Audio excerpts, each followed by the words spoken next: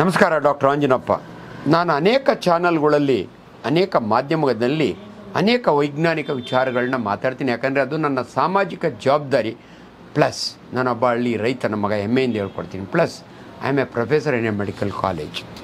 ನನಗೆ ಭಾಳ ಜನ ನಿಮ್ಗೆ ಅನುಭವ ಇದೆ, ವೈದ್ಯರು ಫೋನ್ ತೊಗೊಳ್ಳಲ್ಲ. ನನಗೆ ದಿನಕ್ಕೆ 150ರಿಂದ 200 ಫೋನ್ ಕಾಲ್ಸ್ ಬರ್ತವೆ. ಪ್ರತಿನಿತ್ಯ ನಾನು ಈ ಫೋನ್ ಕಾಲ್ ತೊಗೊಳ್ತೀನಿ. ನಾನು ಇವತ್ತು ನ್ಯೂಸ್ ಅಂಟ್ ಕರ್ನಾಟಕ ಇದರ ಮುಂದೆ ಈ ಚಾನಲ್ನಲ್ಲಿ ಕೂತು ಒಂದು ಕ್ಲಾರಿಫಿಕೇಷನ್ ಕೊಡ್ತಾಯಿದ್ದೀನಿ. ದಯವಿಟ್ಟು ನನ್ನ ಯಾವುದೇ ಚಾನಲ್ನ ಬಂದಿದ್ದ ವಿಚಾರವನ್ನು ಸರಿಯಾಗಿ ನೋಡ್ಕೊಳ್ಳಿ, ತಿಳ್ಕೊಳ್ಳಿ.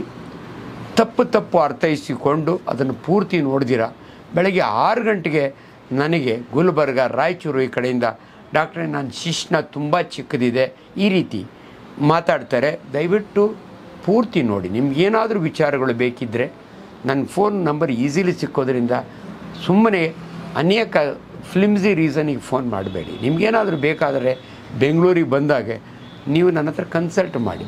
ನಿಮ್ಮ ಹತ್ರ ರೊಕ್ಕ ಇಲ್ದಿರೆ ಫ್ರೀ ಬೇಕಾದ್ರೆ ಕನ್ಸಲ್ಟೇಷನ್ ಕೊಡ್ತೀನಿ. ಬಟ್ ಮಾಹಿತಿ ಮಾತ್ರ ಕರೆಕ್ಟಾಗಿ ತಿಳ್ಕೋಬೇಕು. ದಯವಿಟ್ಟು ತಪ್ಪು ನಿಮ್ಮ ಯೋಚನೆ ಆ್ಯಂಡ್ ಅನೇಕ ಸಾರಿ ನಾನು ನೋಡಿದ್ದೀನಿ, ಆ ವಿಚಾರಗಳನ್ನ ಸರಿಯಾಗಿ ಅರ್ಥ ಮಾಡ್ಕೊಳ್ದಿರ ನೀವು ಅನೇಕ ಬೇರೆ ನಾನ್ ಮೆಡಿಕಲ್ ಪರ್ಸನ್ಸ್ ಮಾತಾಡಿದ್ರು. ಸಿಂಪಲ್ ಒಂದು ಎಕ್ಸಾಂಪಲ್ ಕೊಡ್ತೀನಿ.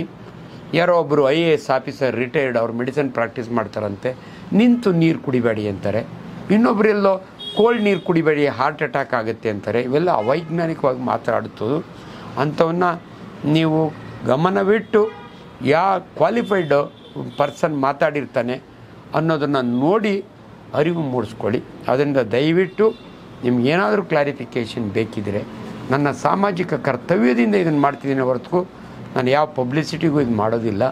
ಸೊ ನಿಮಗೆ ಅನೇಕ ಕಡೆ ಜನಗಳು ಹೋದಾಗೆ, ನಮ್ಮ ಡಾಕ್ಟ್ರು ಬಂದರು, ನಮ್ಮ ಮನೆಯಲ್ಲೇ ಕೂತು ಮಾತಾಡ್ದಂಗಿತ್ತು, ಅಷ್ಟು ಚೆನ್ನಾಗಿ ನನಗೆ ಸ್ಪಷ್ಟತೆ ಕೊಟ್ಟರು ಅಂತ ಅಂದಾಗೆ ನನಗೆ ಹುಮ್ಮಸ್ ಜಾಸ್ತಿಯಾಗಿ ಪದೇ ಅನೇಕ ಇಂಥ ವಿಚಾರಗಳನ್ನ.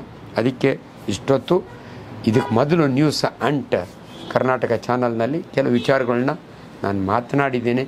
ದಯವಿಟ್ಟು ಇದನ್ನು ಗಮನವಿಟ್ಟು ನೋಡಿ. ನಿಮ್ಗೆ ಒಳ್ಳೆಯದಾಗಲಿ. Thank you.